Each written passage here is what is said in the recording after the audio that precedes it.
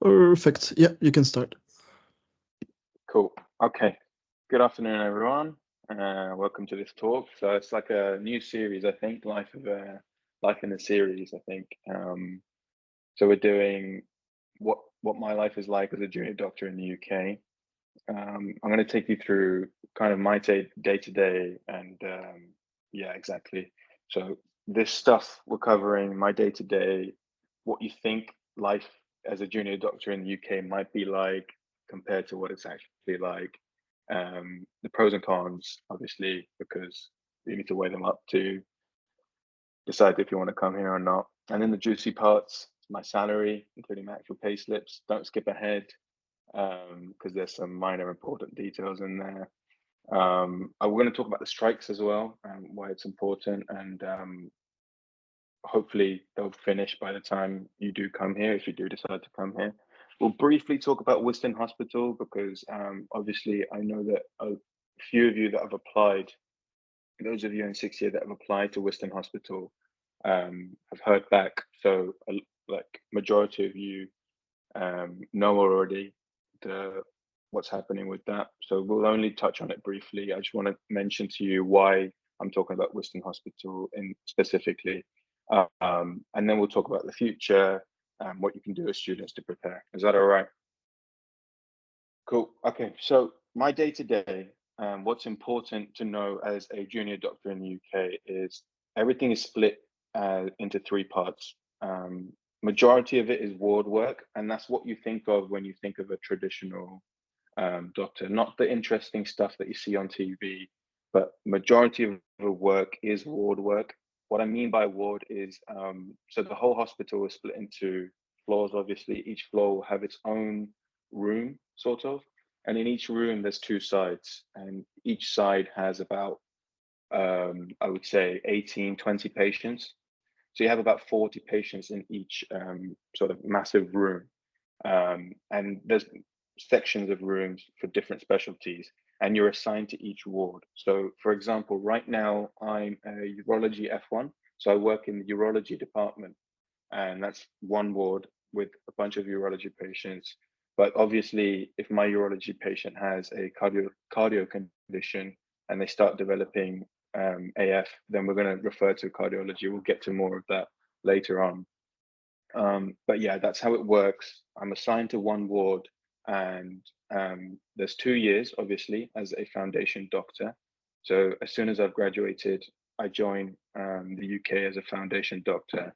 So right now I'm FY1. That's my sort of role, foundation year one. It's split into three. So each rotation will be, so like we have a spring and winter semester.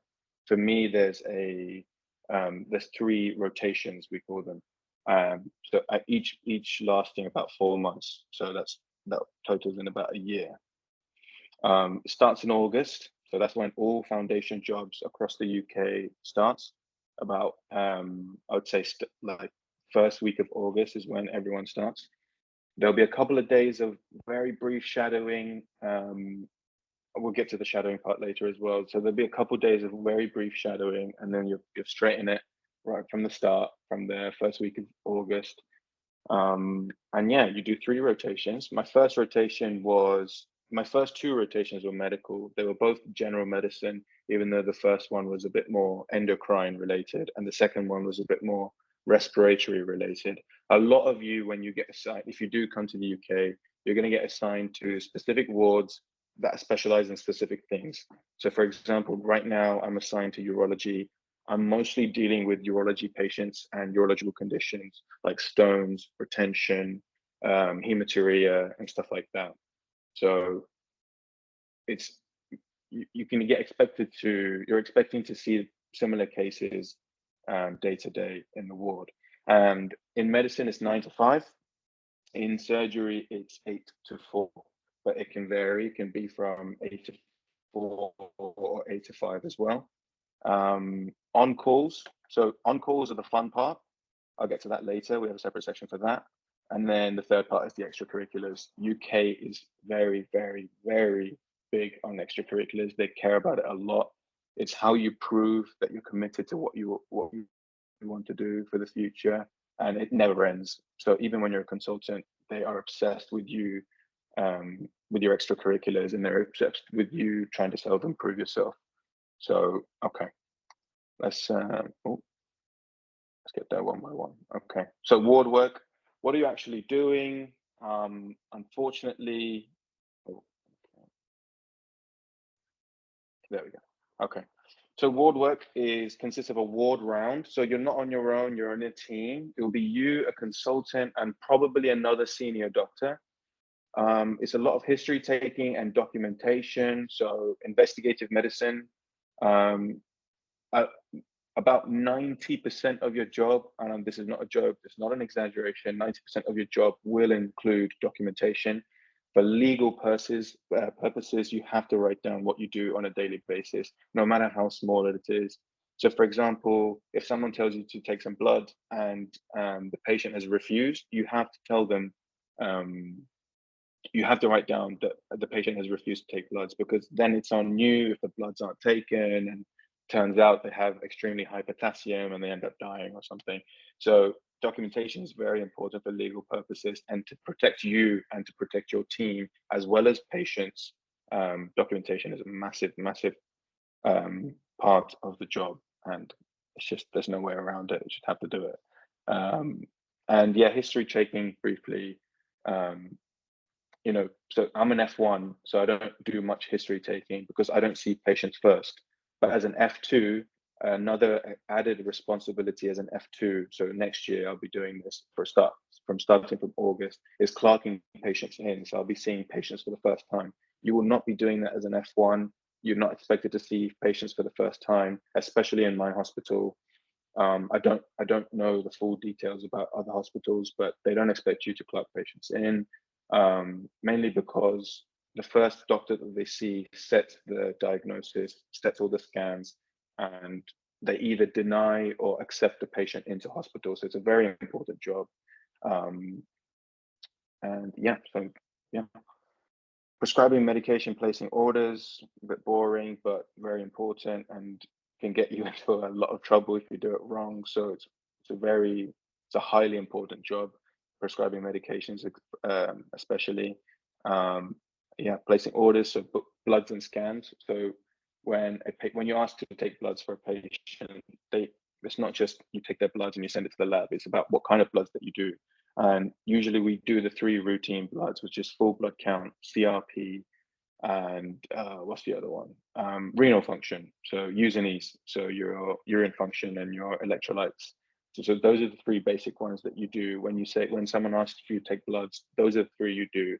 And then in addition, then people ask you to do more. So LFT, so liver function tests that are important to know for patients with liver pathologies.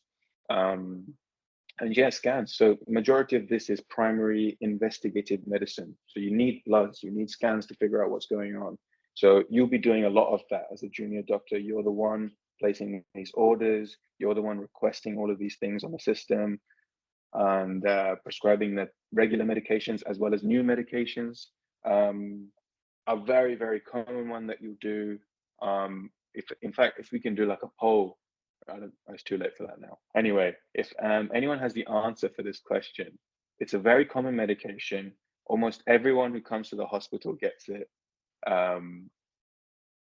Obviously, your patients aren't moving, so they're bedridden a lot. And we want to give this medication to prevent DVTs from forming. So if anyone knows specifically which medication that I'm talking about, yeah, there we go. That's the one. So enoxaparin, low molecular weight heparins. We call it Clexane. Clexane is the sorry, Sven, yeah, someone beat you to it. Clexane is the sort of brand name that we call enoxaparin, which is low molecular weight heparin. So that's something you're going to prescribe a lot. So good, well done. And obviously blood taking, cannulations, arterial blood gases, and blood cultures. So these are the 4 main types of things where you're going to be pricking into someone's vessel. So either a vein in the case of blood taking and cannulas, or an artery when you need to read someone's blood gases. So it's very important. It's a good skill to know. And obviously, MIMSA is doing weekly sessions where you guys can train blood taking and train cannulations. I think it's unbelievably important to be very good at blood taking and cannulas, especially ABGs and blood cultures. You can learn when you're a junior doctor. A lot of people hadn't done that as a junior doctor, but blood taking cannulations is extremely important. You need to know from day one, hour one, how to take blood taking, so how to do bloods and cannulas. So that's very important. Head to toe assessments, obviously, very important. You're going to be doing a lot of that. You don't always do head to toe. In the UK, actually, we prefer doing it from peripheries to central. So we start with the fingers, weirdly. You start with someone's hands. You actually start with what's outside and what's beside their bed. So it's very important in the UK. There's a website called Geeky Medics. I'm sure a lot of you have heard of it. That are perfect for teaching you head to toe assessments, especially when it comes, you need to know the basics. You need to know cardio, respiratory, abdominal, neuro, and I'm missing one. Okay, we'll stick with those four for now. You need to know the head to toe assessments for all four of those things, and they can be found on the YouTube, it's all free. Geeky Medics is what they're called, and they're the best. They're the gold standard for head to toe assessments, especially in the UK. Specialty referrals.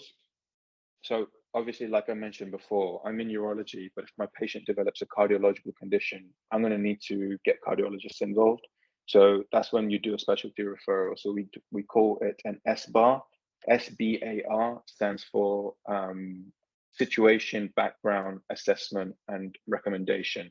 And that's how we want you to structure each sort of specialty referral to a patient, because when you're calling a cardiology consultant up and telling him, I think he's having a heart attack, I'm not sure, you're not really providing what the actual situation is, which is central crushing pain radiating to the jaw or the left arm, or the background is, hypertension and diabetes. So it's looking more like a heart attack. Assessment, I've assessed their heart, no sort of blood pressure problems and whatnot, and then you tell them the full details. That's what SBAR is for.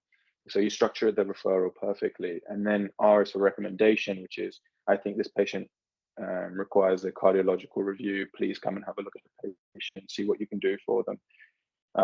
Or you might have done something already. You might have been like, I've got an ECG for this patient. I've booked an echo for this patient. I've started the patient on aspirin and all the ACS medications. So even when you've started all those things, you can put that under recommendation and tell them what you've done already, and see if there needs to be done anything else that needs to be done for the patient. And then discharge letters. So when they go home, you need to write up their discharge letters. It's basically a story of what's happened. And TTOs is to take out drugs. So what they take home is essentially what you're going to be writing down in those discharge letters. So that's that. Oh, and verifying death, forward reviews. We'll come on to that a bit later. But yeah, that's majority of what you're going to be doing during your main 9 to 5, 8 to 4. A lot of it is just boring admin work. It's a lot of paperwork. It's a lot of sitting by the desk, by the computer, typing away. Yeah, so it really depends on your team and how much fun you have with your team and if you get along with them. But yeah, unfortunately, it's a lot of admin work. On calls are the fun part. So on calls, so 9 to 5 is your ward work.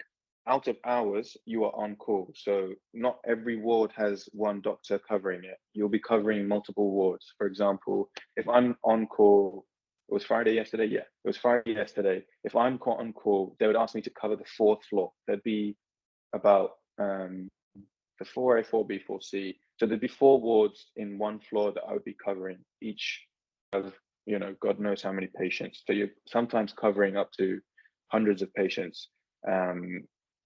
But obviously not during on-call, you only get called for a specific job. You're not seeing everyone. Oh, and I should say that, sorry, I missed out something important in ward work. So when I say I'm assigned to one ward, I'm not seeing every patient in that ward. The ward will be split into two, and then sometimes the ward is split into certain patients have certain consultants, and you'll be assigned to one consultant. So you only see the patients that that consultant sees. So you'll see, for example, maybe I think average is about 6 to 18, anywhere between 6 to 18. Average is about 12 to 15 patients is what I expect to see on a daily basis. Rarely on my own, most of the time with a team. It's really important that they get consultant cover at least 3 times a week. Okay. The on-call, so like I said, on-call is out of hours, it's past 5, or on the weekend, or on Christmas Day, or that kind of situation where you don't have to see every patient. You don't do a ward round. Sometimes you don't do a ward round. And majority of it is just getting bleeped. So you carry around a bleep, and that bleep will get a phone number, and you call that phone number. It's a 4-digit number, and all the whole hospital is connected with phones that are constantly on, and so you can contact each ward, each nurse, and everyone's connected in one way.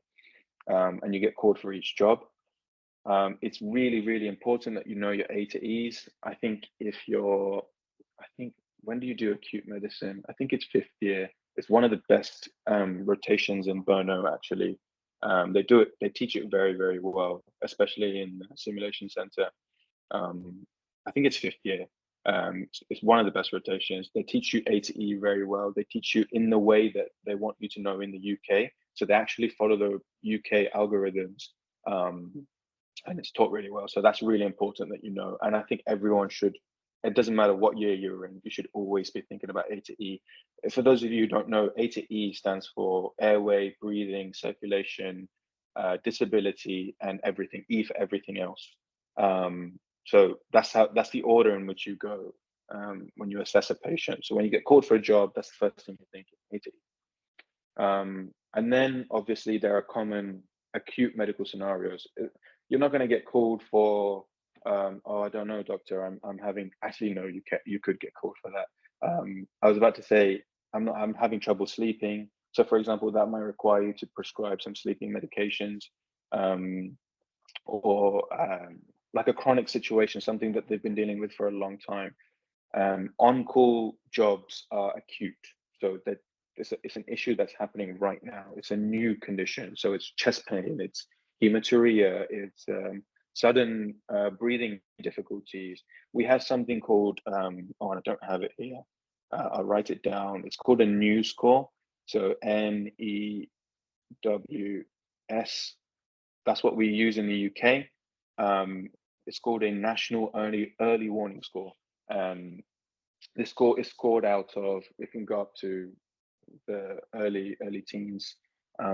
Often, what I mean by a tier 1 call, and a MET call, the difference between that is how they're scored on the NEWS system.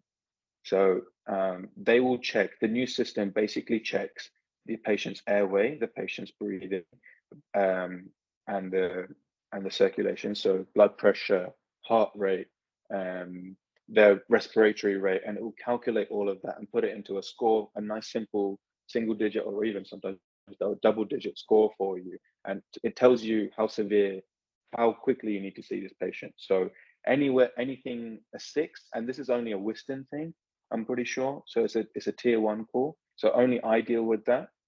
It can be kind of scary going into your first tier 1 call, because someone might be having, chest pain, and the family's there, and everyone's panicking, and you're the only one there, and you have to deal with it on your own. And then a MET call is anything above a 7. That's an emergency. So MET call means medical emergency team. For that, you won't be on your own.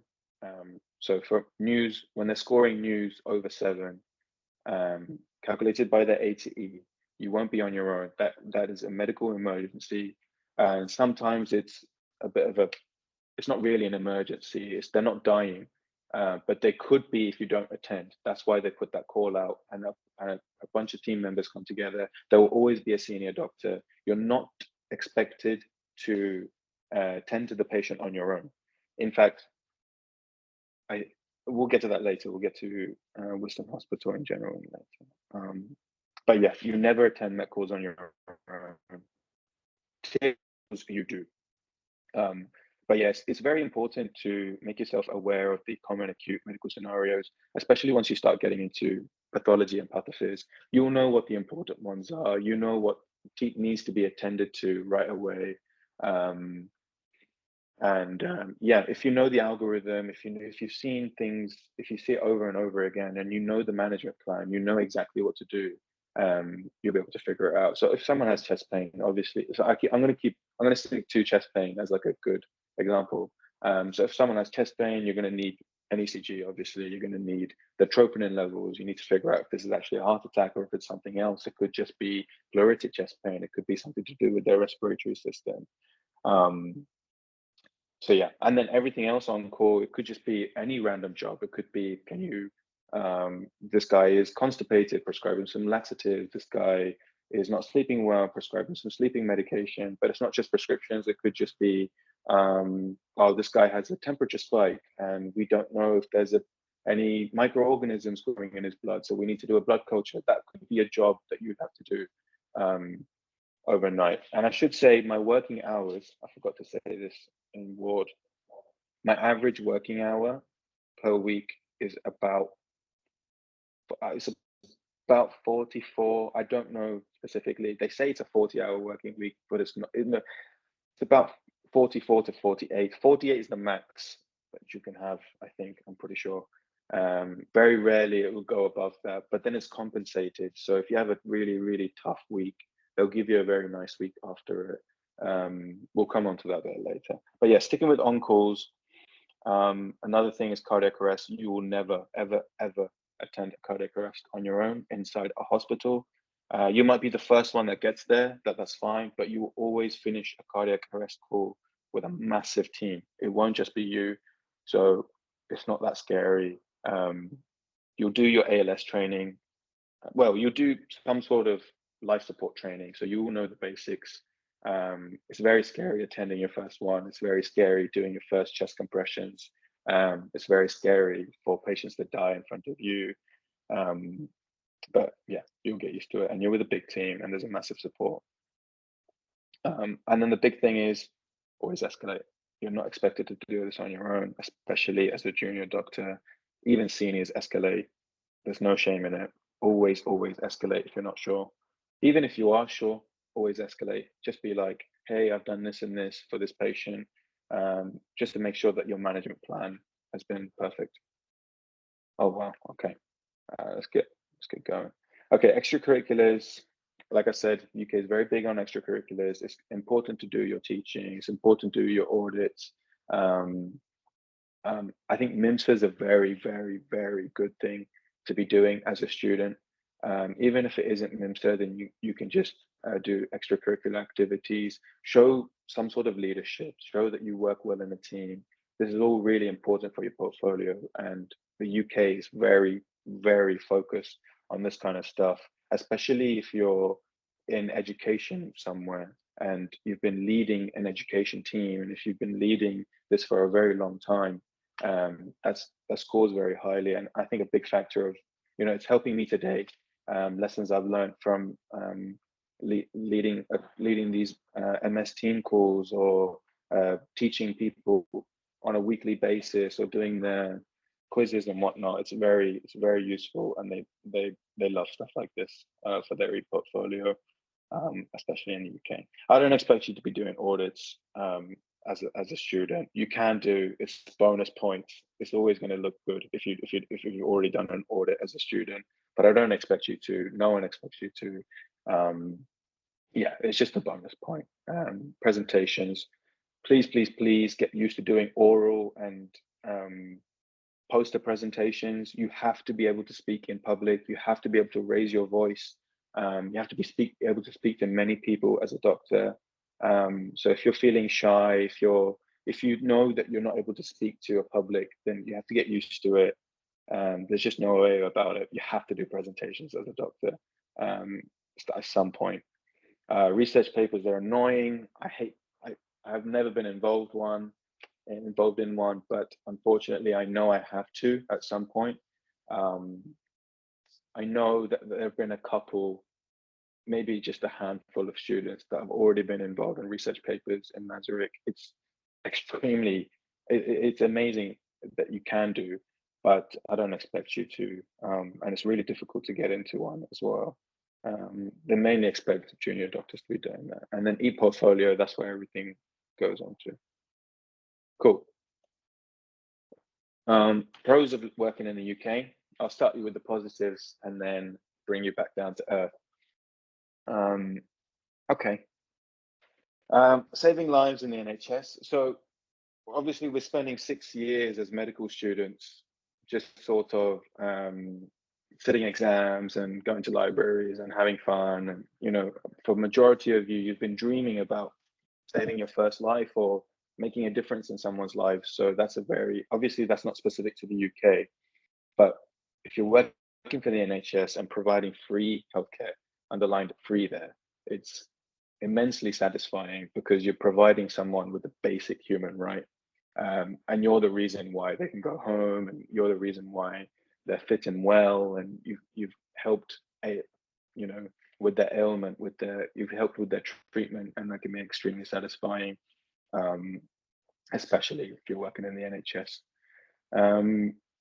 It's a great amount of time off. So we'll get to how much you work. Obviously, anyone can get burnt out, and it's a demanding job. It definitely is.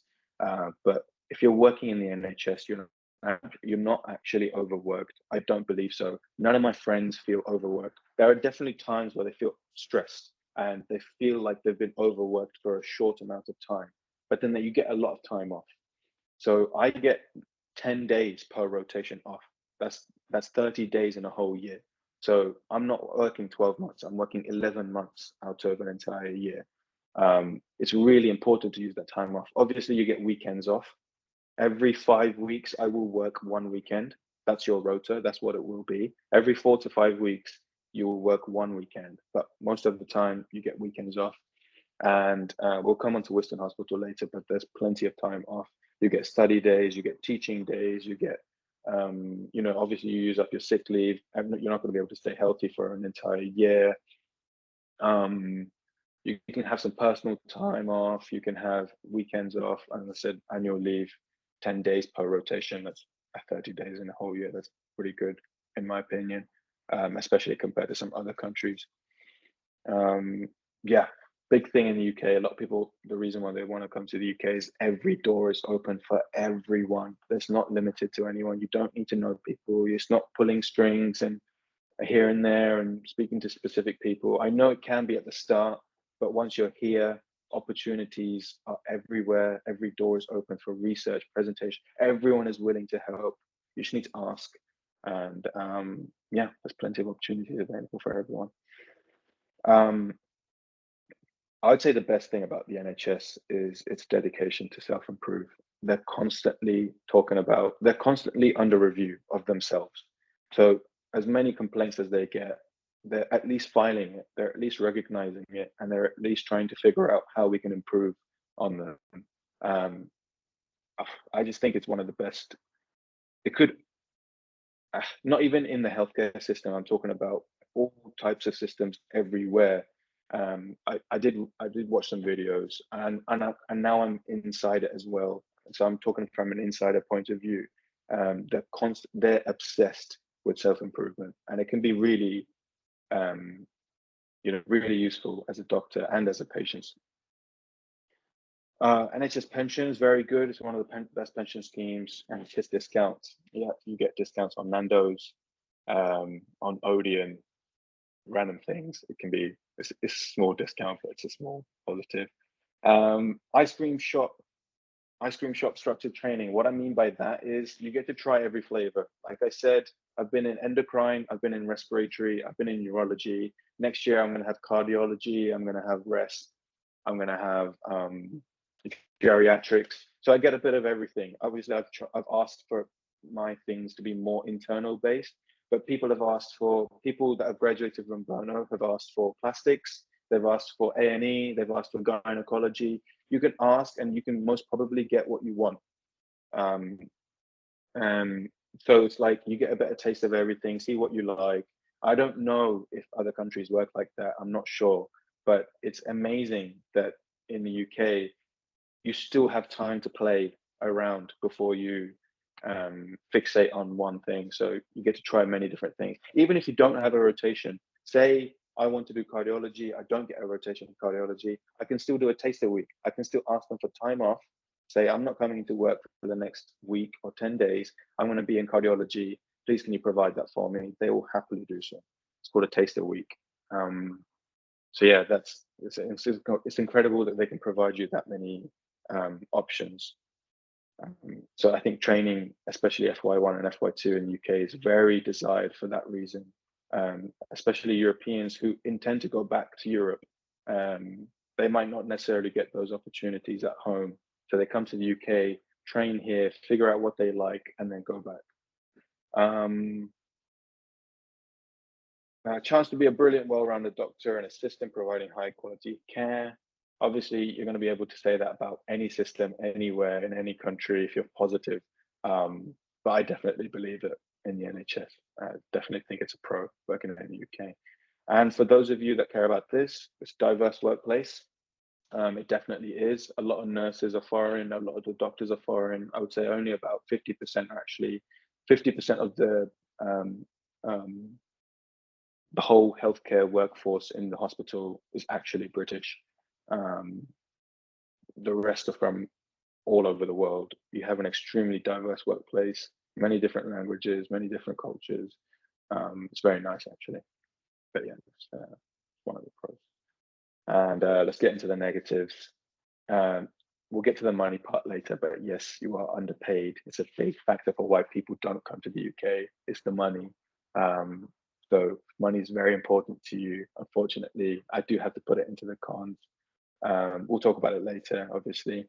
You're understaffed a lot. The NHS is now famous for being understaffed, and sort of you don't have many people working at times, and sometimes you're held to one. So when I say on average, I have about 15 patients, sometimes I could have up to 25 patients, and that's insane. And that's an insane amount of work. And I know that you might be saying, oh, but my cousin in, I don't know, Australia said that he was looking after 40 patients one time, but it depends the demand of each patient and what ward you're in and what conditions they have and how much you need to do for each patient and whether that can be fit, whether you can fit that in 9 to 5.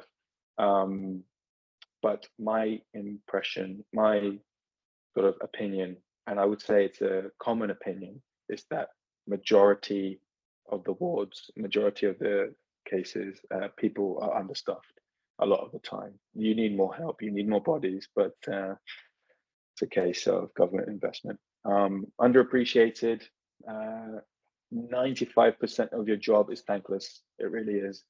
But everyone fuels off that 5% of thanks. Every now and then you'll get a big thank you, and that will be enough. That'll be enough for you for a month. But if you're a person that requires constant appreciation, constant love, it's definitely a con in the UK. Rising cost of living, I'll talk about that later, but things are getting very expensive now. Burnout and negativity, it's very easy to get burnt out, especially because of the demand of the job and what you need to be involved in, and constantly seeing death and disease, and it's not a nice place to be, a hospital. It's not a positive place. Even though the hospital tries to create a positive atmosphere, obviously you're dealing with life and death is a big part of that. So there's going to be a lot of burnout and a lot of negativity, and obviously the negativity spreads probably quicker than positivity does. So it's easy to get bogged down in negativity, especially in the hospital. And I said a lot of admin work, a lot of paperwork, a lot of sitting by the desk. It's not glamorous, it's not sexy, it's just a lot of boring paperwork, computer work. Hierarchical, what I mean by that is sometimes you don't question a consultant. Sometimes nurses are afraid to approach doctors. Sometimes juniors are afraid to approach seniors. It's not great. Everyone should be a team, a level playing field, but there's still a bit of hierarchy. Obviously, consultants deserve their respect, nurses deserve their respect, senior nurses, blah, blah, blah. Everyone should be felt like they're part of the team, but there are the odd occasions where, especially the NHS, it feels a bit like a hierarchy, which is not great. And then obviously, as we all know, weather's really, really, really bad. Seasonal depression used to be a joke. Now I understand. Especially after 6 years of living in Brno, yeah, weather's really bad. It's really, really, really bad. Okay, let's get to the pay. Let's get to the part why majority of you are here. This is my pay. So this is my pay slip from October 2023. I got paid £2,200. I don't know if you can zoom in, but what I'm highlighting here is my net pay. It says that I got paid £1,500. That's because, as you can see, doctor accommodation and accommodation deposit. So this was October. This was my lowest ever pay. The lowest I ever got paid was £2,200. The reason it says net pay 1,500 is because of my accommodation. I live in hospital accommodation right now, and it's about £600. It's not great, but it'll do, especially for my first year. So that gets deducted from my pay pre-tax. So I'm not even taxed on it. So it's a positive for me. And the rent's not that high compared to everyone else living in Liverpool. But yeah, the lowest I ever got paid was £2,200. That's per month. As you can see here, I've blocked off some important stuff. Where does it say? Oh yeah, this number here. This is what they think that you'll be paid per year. It's about 28K. I would say most people are paid just above this. I'd say most people are paid about £30,000 per year. And that's going into your pocket. So £30,000 into your pocket. So I get about £2,200 to play with every month, including rent. The most I've ever been paid is £2,500. So obviously it's not that much of a difference. And then I should say that there's been strikes in October. So I missed about 3 days from strikes. That's about £100 a day. So that makes sense that, there's such a discrepancy. Yeah, which is actually this month. So this month was my best pay. There were no strikes. We didn't strike, and they paid me my full amount. So that's what you can expect. So on average, I think you can expect about 2,400, 2,300 every month as a foundation doctor. It's going to depend where you are. So if you're working in London, you're probably going to get paid more. Obviously, because of inflated prices in London, you're going to get paid more in London. So it evens out. But yeah, that's what I get paid. Not a lot. I know that a lot of people have probably left the talk by now. But yeah, if it's important, of course it's important. If it's very important to you, I do unfortunately have to say that it's a big negative for the UK, the amount you get paid. So let me just kind of break down, because I think it's very important to talk about where it's all going. So obviously my average income was about 2,400. Rent and utilities, and this is low. This is a very low estimate. Most people's rent and utilities is about 900. So it's about £300 more. I'm lucky I get to stay in hospital accommodation where a lot of other junior doctors are, but you want to move out at some point and become an actual adult. And unfortunately, that's going to cost you a little bit more. Some apartments in Brno cost more. So average income 2,400, rent and utilities 600. So that gives you about 1,800 to play with. This is just how much I spend on food. It's about £600. I leave about £100 just on fun. Obviously, it changes every month. Some months I don't save at all, especially around Christmas. When you're buying gifts, going on holidays, everything goes towards fun. But yeah, try to save. It's not that important because you want to, spend your money in your free time wisely. While you're young, you want to go on experiences. So it's important to spend money and not save too much. But I think this is a good sort of monthly, if you can, try to save as much as you can, but I don't think it matters too much, especially while you're young. But yeah, that's how I break down my income. This is what I spend it on, and that's where the money goes. We're nearing the end. I'm just going to briefly talk about Wiston Hospital. Obviously, there's so many more options, but Wiston Hospital is the one linked with Brno because they send out job applications to people in Brno. That's how I found out about Wiston Hospital, because of the shadowing that you do for it. And they send out an email. It's about January, February time. They send out emails for 6th-year students, obviously. So when you're about to finish, you'll get an interview like most of these 6th-year guys have had. And yeah, it's a great hospital. What do I need to say about Wiston Hospital? Yeah, okay. It is undeniably one of the best for teaching. It's not. I'm not just saying this because I'm here. I'm saying this from an outsider's point of view as well. Wiston Hospital is known in this whole region as being one of the best hospitals to learn as a junior doctor, to become a better doctor. You're in probably the best situation that you can possibly be. You're constantly getting taught, you're constantly learning, and it's a safe place to make mistakes. And you just feel protected. You still feel like a student in a good way. You're not looked down as a student. They give you a lot of responsibility. I think I'll come on to that. Yeah, you're given a lot of responsibility, but you're protected at the same time.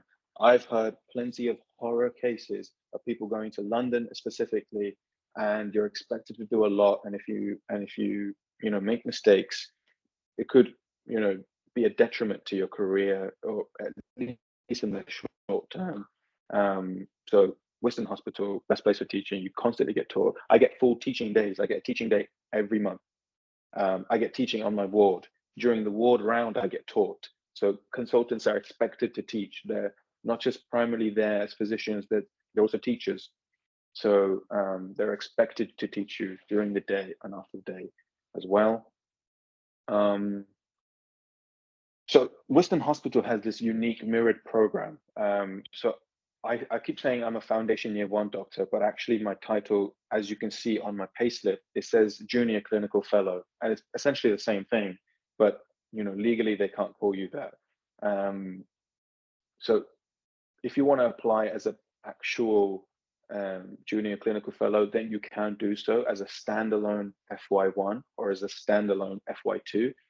I should say it's very important. In Brno, we do 6 years, and our 6th year in the UK counts as training, counts as proper sort of internship, if you will. So we can skip foundation year 1 and go straight to foundation year 2. I'm just speaking from a personal point of view. I would never, ever do that. I think there's so much to learn as an F1. And I think it's very important that you get this sort of teaching and that you get this full year to adapt to the system, adapt to a new country if you don't live here, if this is your home, to adapt to all of these things, to see how it works and all that stuff. I don't know what's glitching. Okay. Oh, and it's tailored for Czech graduates. So a lot of Brno graduates come to the UK and study here. It's known as the Brno Hospital, by the way. Very junior-led hospital. It's a very young hospital.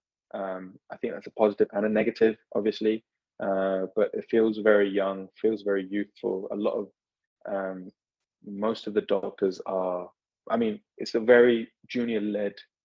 So all the on-calls, the most senior member that's active is probably a registrar who's about in his mid-30s, or her. But yeah, it's a very junior-led hospital, very youthful, and known for having many Czech graduates. I am happy to say that it is a known fact that a lot of Maastricht doctors are great, fantastic doctors in this hospital, and it's a known thing. They don't look down on you. There is at the start a little bit of, oh, where did you graduate? why were you in Czech Republic, and why not the UK? Why not some prestigious university? There is a little bit of that. Of course, there's always going to be, but it's a level playing field. Everything's the same for everyone. And some of the best doctors in the hospital, I promise you, are from the Czech Republic, graduated from our university, and they're kings and queens. Yeah, I've seen a question. I will get to the questions a bit later. We'll get to your questions at the end, but we're nearly done. Oh, sorry, I just skipped a couple of things. Yeah, one of the best for foundation doctor satisfaction rates. That's not me saying that. That's official. That's official statistics. I think it's ranked 5th in the whole UK for best foundation doctor satisfaction rates. Look it up. Best place to have a lot of responsibility. That's true. Like I mentioned before, you're in a safe place. You're given a lot of responsibility. Imagine imagine reading ECGs on your own and going to attend chest pain on your own. Imagine that right now. That's how I felt in August, and that's a lot of responsibility to have, not only as a doctor but as a human being.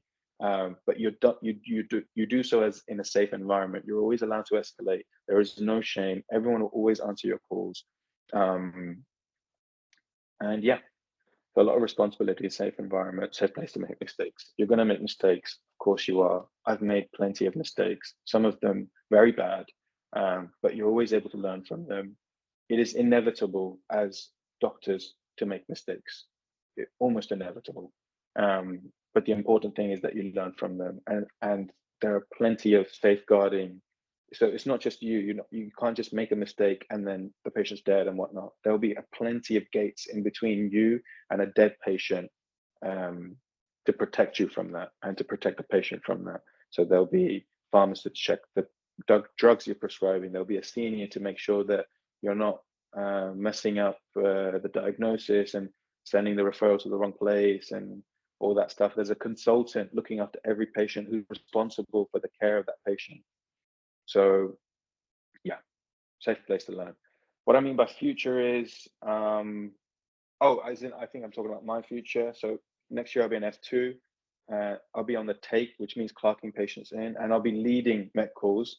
So right now I'm just like a bystander. I'll do a few jobs here and there, but next year I'll be leading my own medical emergency calls, training. So a lot of doctors go straight into training after F1 and F2. They go into internal medical training or core surgical training or a run-through program like psychiatry, gynecology, if you're interested. And a lot of people just relax. A lot of people do locums. A locum doctor is someone that gets paid per job. So they get paid sometimes a hefty amount, quite a lot of money. Some people make up to £5,000 a month just by becoming a locum doctor, and that's a couple years away from me. So if you don't, a lot of people just don't go straight into training. They do a locum year. They go to London, they get a nice fancy apartment, and they make quite a lot of money as a locum doctor.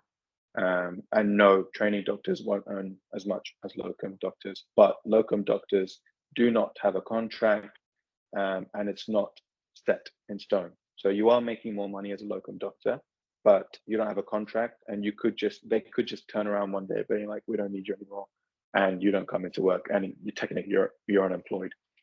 And then there's people that have singular specialty posts. I'll come on to that a bit later. Unfortunately, I won't be able to go too deep into it. We're already an hour in. I think it's a separate topic on its own. You can go into the private sector. It's going against what the first pro of the NHS was, but obviously it's okay to be focused on money. You're allowed to think about it a lot. Private sector is obviously you're going to make a lot of money, and a lot of people choose to go into the private sector quite early. It's possible to do so. Like I said, there's doors open for everything, plenty of opportunities in the UK. Go about what you want to do. You can go part-time. I know someone who's going part-time next year. They're an F1, they're 23. So they're already going 80% next year. I know an F2 that's pregnant. She's going part-time. She'll have maternity leave and then she'll be part-time for a bit. So there's plenty of options. You can fit your life around it. And yeah, it's very flexible. Working abroad, so a lot of the doctors are fleeing. I know it's not a great advert, but a lot of UK doctors are fleeing to Australia, for example, right now. Obviously, another English-speaking country that doesn't require the USMLE. Nice sunny place, so you can work abroad. Some people do a year abroad in Europe as well. Take a sabbatical. You could just decide I don't want to go to work, take a couple months off, or just retire. You could just retire. I know you're young, but you could just be like, this is not for me. And there's plenty of cases where people just decide, no, this is not for me. I've tried it out, and there's many, many, many things you can do with a medical degree, so it's not a waste of time. Okay, what do I want you to be doing now? So if you're in year 1 and 2, please just focus on exams, have fun. It's the first time you're at uni, so a lot of you are young and you just want to be having fun. I don't expect you to be doing anything regarding career management and thinking about your career in the future. Just have fun, relax. Years 3 and 4, obviously things are getting serious, but also you have more free time. Let's be honest, patho and pathophys pharmacology is nowhere near as big as physio or anatomy, and it's not as stressful. And by that point you're used to it. You're used to doing exams, big exams especially. You're able to study throughout the year, and there's only blocks, so you can work your time around it. Start getting into extracurricular stuff. Start getting into research. I know I said it's not important. It definitely isn't. Trust me. But if you do, that's a plus. And the more pluses you have, the more attractive you're going to be when you do the interview. They are obsessed. I can't express it enough. They love extracurricular stuff, especially if at a young age you're leading teams, you are in a team yourself. Even if you're not leading a team, if you're teaching, if you're getting taught, if you're leading some sorts of sports classes, it can be anything. Extracurricular stuff can be very, very important. You need to somehow show your commitment to what you want to do. That's what they need proof of. So say from a very, very young age, you want to do gynecology. How do they know? How do they know you want to do gynecology? You have to prove it. You have to prove your interest in it. You have to prove that you're committed. So that's how you have to start young. You have to start early. And the earlier you start, the better. If you're in 5th and 6th, please, you have to sharpen your clinical skills. That's a must. You can't graduate and come into the job, especially in the UK, having not done many cannulas, having not done many blood taking sessions. MIMSA is doing it every week. There is no excuse. Sign up, go to as many bloods as you can, cannulas. You're with your friends. It can be so fun, just pricking your friends, getting blood, and so sharpen clinical skills, attend conferences, learn from UK-based sources, like I said, Geeky Medics, where they show you head-to-toe assessments. Amboss is very good, even though it's American. Same with Osmosis and Sketchy. There's something I learned far, far too late, and it was too late for me, but it's not too late for you. There is a website called Past Medicine. I'm not sure if any of you have heard it, but a lot of you might have. It's really good. That's what all the doctors, as in medical students in the UK, use for their exams, and it can be useful for you in Burno as well. I know we have our own documents, and our exams are a bit weird, and they want to hear specific things, and it can be kind of annoying, and all these oral exams and specific doctors want to hear specific things, and they fail you because of it. It is what it is, unfortunately, but try to use UK sources if you can. I didn't, so it doesn't really matter that much, but okay. And then we'll get to that a little bit later. We're nearly there, we're nearly at the end. Final year students, so if you're in 6th year, please, you have to be able to interpret blood results, obviously. That everyone should be learning how to do, but especially in 6th year, if you don't know how to interpret blood results, and you have a big task on your hand. Oxygen therapy and ABG interpretations, very important. That can be done after your state exams. So once you're done with your exams, I think this is the kind of stuff that you should focus on. So if you can kind of split it into the knowledge that you gain um, from university and clinical skills, you can kind of separate the two. And oxygen therapy and ABG interpretation, what I mean by that, we've talked about it before, is arterial blood gases. So, PO2 and PCO2 in your arteries is very important, especially if you have COPD. So it's really, really important you know what you're reading. And I hated it, and I know most of you hate it too, but acid-base balance is one of the most important things that you're going to keep coming over and over and over. You need to know the parameters off by heart. You need to know the normal potassium values and sodium values. You need to be able to read an ECG. It's so, so important. In Wiston Hospital especially, you're expected to read an ECG. You're expected to put your signature on an ECG. So if you say something is normal, but the guy has actually got arterial fibrillation, you're going to get into a lot of trouble.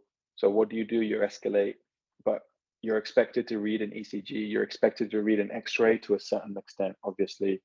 You're not a radiographer, but you're expected to know the basics. You're expected to know what fracture looks like, what pneumonia looks like, pleural effusion, the basic stuff that you're going to learn in radiology during fourth year. Everyone, and this is for everyone, prove your commitment to work in the UK. Obviously, they care a little bit about that. In fact, I would say the majority of the reason why people don't get into the UK or fail to get into the Wiston Hospital specifically is because it's not racism. It's just they don't want to. So you're an investment. So when you apply for Wiston Hospital, they want to make sure that you stay there, and they prefer that you work in the same hospital as well. A lot of people, they come here, train here, and they leave. So they're sort of investing in you, training you, but you're not benefiting the system if you leave the country and if you leave the NHS. So they kind of see it as that. I know it's a bit Brexit minded thinking, but it also makes sense economically. And they do have to abide by government rules.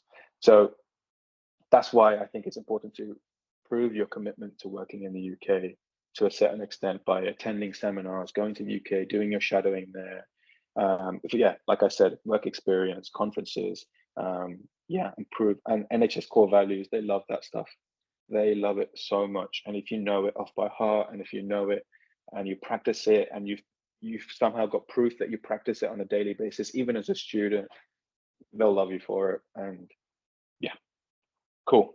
That's it. Sorry for the rambling. Sorry for going on and on about certain things. I hope that was useful. I hope I haven't scared many of you from coming to the UK. It's a great place, especially if it's home. And yeah, question time. Talk about your locums. So I've a few locums, and you can earn quite a lot of money in a very short amount of time.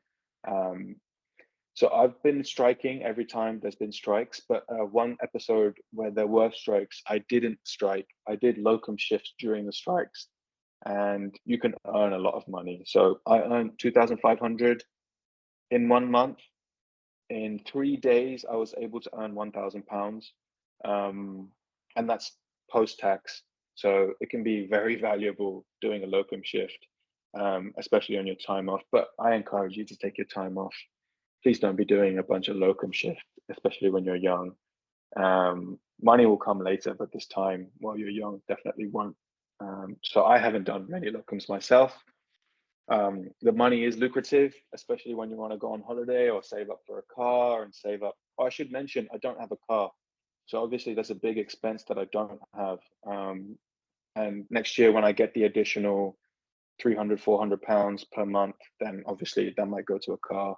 That might go to an extra rent or extra utilities and whatnot. So yeah, that's my locums. Can you tell us about your interview process from Brno? Yeah, briefly. I know a lot of you wanted me to talk about how to get into the UK specifically. I definitely think that's a separate talk completely. It's a big topic, and I didn't want to get into too much of details because it's constantly changing, and I don't want to give you false information for you to go down that route and then forget that it's constantly changing. I think some of you will have to do the UK MLA. They keep delaying it. I know this year, I'm pretty sure they don't have to do it. I don't know when it's going to start. They might have mock exams sometime soon, but yeah, soon. And I think majority of you listening will have to sit the UK MLA if you come into the UK. You're definitely going to have to sit some sort of English exam. That's expected, obviously. They want you to be able to communicate very well to your patients. So IELTS is a big one. There's another one that you can do that also that's also very useful, but IELTS is the big one, IELTS. A lot of you asked me on Instagram through MIMSA how to apply for jobs. A big website is Trax, TRAC .jobs. That's where you look for all the jobs in the UK. That's where Wiston Hospital puts their jobs out. Oh, I don't know where it's gone. Yeah, but you all saw it. It was TRAC.jobs, NHS. That's where all the job listings will go. There's plenty of other websites too, but this is the website that Wiston Hospital posts all their jobs. So yeah, UKMLA, IELTS, Trax.jobs. But I didn't, obviously, I'm in a privileged situation. I'm British. I have a British passport. I don't need a visa. It was Berno that told me about Wiston. We got an email, we got a link, I had all the instructions of how to apply and what to do. And whether you get into Wiston or not, you're going to always have nice, clear instructions of what to do. The key thing is be early. I know you have a lot of state exams and it can be stressful, but you have to start thinking about it from probably the end of 5th year, about where you want to work and how you're going to apply, and start looking for job posts. And they put it out very early, sometimes as early as December. So I found out, when did I find out? December 2023 is when we got the email, and the job listing officially went out in January. So very, very early. That's almost 6 months prior to the job starting. Well, or 7 or 8 months actually prior to the job starting. So yeah, get there, get ahead. And the interview process for me, there's only two things. There's only two things that's absolutely vital, and you will fail the interview if you don't fail to mention it. One is A to E. Do an A. They want you to be a safe doctor. They don't expect a lot from you. You don't need much knowledge. You don't need to be thinking about all the diagnosis and be extremely smart and know everything inside out. They don't expect that from you in the interview. All they want to hear in the interview is confidence. The fact that you know your A to E is that you're a safe doctor and that you're always going to escalate. Always escalate to a senior. They don't expect you to be a hero. They want safety. They want clear, concise thinking. If you're a mess in the interview, you're probably going to be a mess in the medical emergency call, right? You're probably going to be a mess in a cardiac arrest. So if you've got confidence in the interview, it's a good sign. Yeah. Okay. After your FY2, what do you have to do? Do you need to take any exams to go ahead? Yes, you do, depending on what you want to do. There's plenty of exams. If you want to do GP, if you want to do psychiatry, there's an exam called MSRA. I want to do internal medicine, so I have to sit an exam. You don't always have to do it at a specific point. So I want to do internal medicine, so I need to do an exam called the MRCP. I'm going to be very light with these guys. Obviously I can't answer these questions. These are big questions that require a talk that's, at least an hour long. How to get into the UK is a big topic. And then after that, specialty training is a massive topic on its own. So these are all good ideas from MIMSA. Obviously, they can get either me or some other guys. Obviously, there's people that graduated before me that are getting into specialty training now. So they'll have expertise because they've done it. They're doing it right now. I'm only a junior, so I won't know much about specialty training, but I know I have to do exams. You're constantly sitting exams. It never ends. It does not finish. Even when you're a consultant, you'll be sitting some exams, small exams, but exams nonetheless. But yeah, there'll be big exams nearly every 2 to 3 years of your life until you become a consultant. Can you skip UKMLA if you have completed USMLE? No, I don't think so. USMLE is only specifically for the US and Canada. UKMLA is completely separate. I don't think USMLE is recognized if you want to work in the UK. But you have to double check me on that. I'm not 90% sure. I'm about 90% sure. Do you need to take any exams to go here? We've answered that. Do you apply while you were studying it? Yes, I did. I applied. So sorry, the full question was, did you apply while you were doing your state exams? Yes. So I had PEDS. I was sitting my PEDS state exam in January. So like it's a relatively stressful time, but obviously you're applying for a job as well. I went to the interview like a couple of weeks before my final state exam. So it's all, you're juggling a lot of that, but you're expected to. Yeah, some people put their exams, if some people prioritize the interview, some people prioritize the exams. But yeah, think very, very far ahead. Try and get state exams out the way so you can think only about job. IELTS is another thing.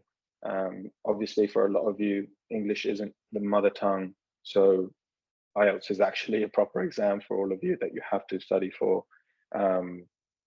So that takes time away from things as well. At what point do you get into picking a certain specialty and stick with it? People change all the time. That's what I love about this this kind of ice cream shop structured training. You get to try everything. I still haven't chosen. I really like cardiology, but I know I definitely want to do internal medicine. That for sure. I don't want to do surgery. I don't want to do A&E, GP, psychiatry. All that stuff is out the way. Just focusing on internal medicine. I know that for sure now. Obviously, when you're a junior doctor, you get to try a bunch of things out, and that's when you're able to find out. As a medical student, and I'm going to be very honest here, especially in Brno, you don't have much exposure. It's very like when you go to class ends early, and it's an option for whether you want to go into surgery. It's an option if you want to stick around and see this patient. So it's up to you. It's completely interest oriented. So it's completely down to you in Brno whether you should do it or not. But in the UK, it's a must. Clinical education is huge. It's very, very important. They force you to know what it's like in gynecology. They force you to know what it's like in cardiology. So then then you're learning as a medical student. We don't have that much in Brno, unfortunately. There are opportunities, of course there are. Plenty of you are probably going into surgery plenty of times if you're interested in that. You can go speak to some pediatric consultant that's so happy to help you in Brno, but I just don't think it's forced by the university. But yeah, when you're a junior doctor, that's when you get to hone in on picking a certain specialty. There's no specific time. You can do it whenever you like. How do you apply to be a part of research projects? As a student, it's completely dependent on the university that you're in, obviously. Research, so for me, I tried to get into a research project with a cardiology consultant that works in the internal department in Bohunice. That's, first contacts, first speak to people. Hi, I would like some help with this, please. I would like to get into some cardiology research project. There are so many research projects available on the IS-MUNI, and you can go contact the people and you can speak to, how nerdy is that microbiology guy? He's definitely going to help you with a research project. If you ask him, he's going to be over the moon if you're interested in microbiology and you want to get onto a research project that he can help you with. It will get your name on a paper at such a young age, and if that paper gets published, then that's massive for your job application. That's going to be a massive star that no one else has. Massive plus point. So it's possible. It's just contacting the right people, especially while you're a student. As a junior doctor right now, same thing for me. I go ask my consultant. Right now, I'm involved in an audit, which is like a stroke audit. It's just contacting the right people. It's just saying, hi, I'm interested, but it starts with you. It starts with you emailing people, speaking to people in person. This cardiology consultant, I spoke to him in person. I saw him in a class. I told him I'm interested in doing a research paper. I never did it. That's my fault. I never finished it, but I did ask him, and the intention was there, and the initiative is down to you. So that's how you can get started. Do you start specialty training straight after F2? You can do. So specialty training involves the internal medical training that you start immediately. A lot of people start immediately after F2. So if you're in surgery, it's core surgical training. If you're in medicine, it's internal medical training. And then you build your way up. For example, let's say, I'm just saying cardiology because that's what I'm interested in right now. It's almost 7 years long, and that's after F1 and F2. So 6 years of medical school, F1 and F2, and then IMT 1 to 4, and then ST blah blah blah blah blah. It goes on forever. Most consultants are probably about around 40, but you can be a consultant as young as 33. But yeah, that's you can start specialty training whenever you want. You could quit. You could quit and go to Australia, work as a locum doctor, make a lot of money, go traveling, come back, and then do specialty training. You could choose to have a kid, raise a family, and then come back and start specialty training. It's completely up to you. Do you get to rotate in peds? Yes, you do. You get to rotate in peds, not as an F1 in Wiston, but you can rotate in pediatrics as an F1 and definitely as an F2 doctor. Everyone can rotate in pediatrics as an F2 doctor, including myself. You're limited, you're paid less because you have fewer responsibilities, but 100% you get to rotate in pediatrics. It feels so good to see your former MIMSA vice president, blah blah blah. As a doctor, thank you. Thank you so much for that comment. And yeah, I've rambled on for so long. So thank you for listening, and sorry for rambling on so long. If you have any other questions, leave them in the chat or message me. I'll try my best to get to it. Yeah. Is that good? Any other questions? I think that was perfect. Thank you very much. Brilliant. Thank you, guys. Thank you for coming. I think we'll end it there. Bye. Bye.